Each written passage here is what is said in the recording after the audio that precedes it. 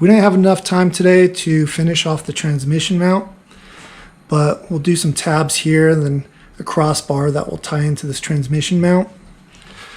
We'll also cap off this rear cross member. I'll tie or wrap around and then tie into the frame to give it additional support and also seal this up.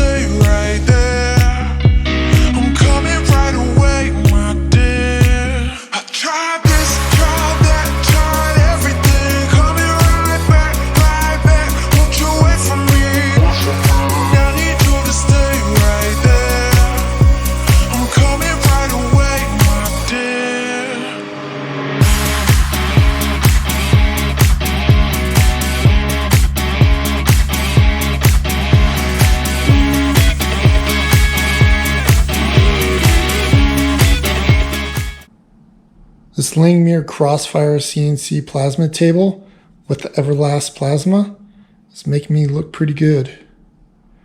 3/16 steel, very little cleanup needed.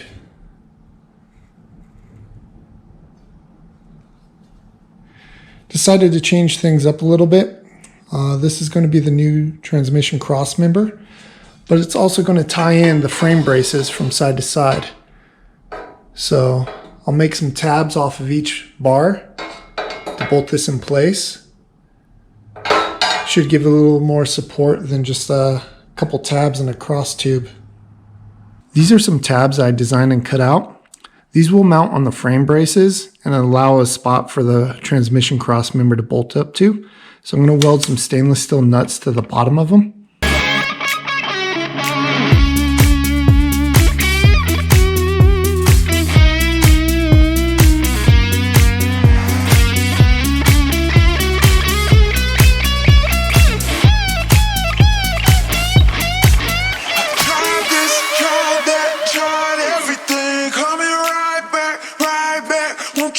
From me, I need you to stay right there. I'm coming right away, my dear. I tried this, tried that, tried everything. Coming right back, won't you wait for me?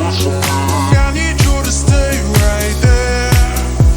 I'm coming right away, my dear.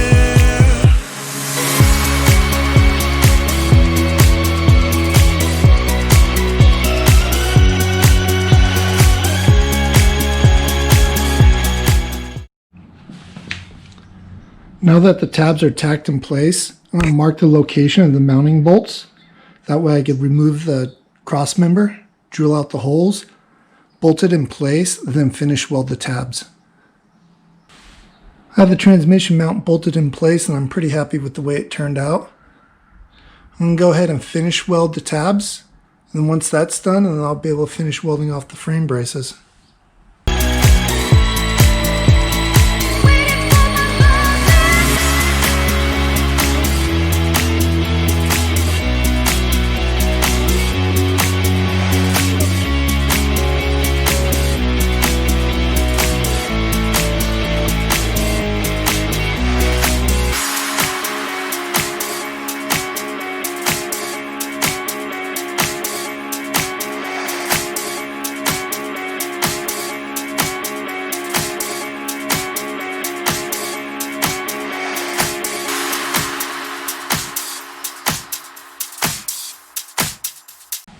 Got the frame braces and transmission mount fully welded up.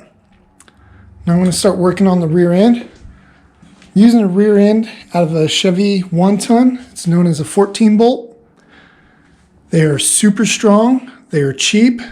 Downside is that they weigh a ton. Over 500 pounds as is.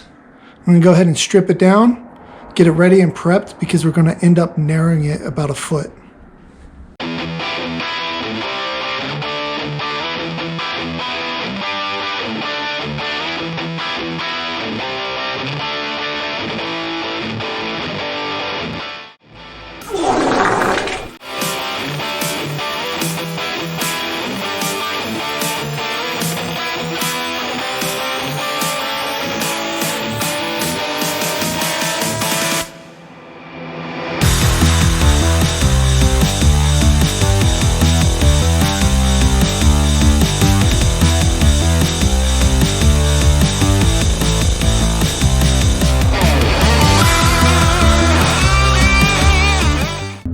Once the axles are removed, we could go ahead and remove the hub assembly, but first we have to remove the snap ring and then the retaining nut.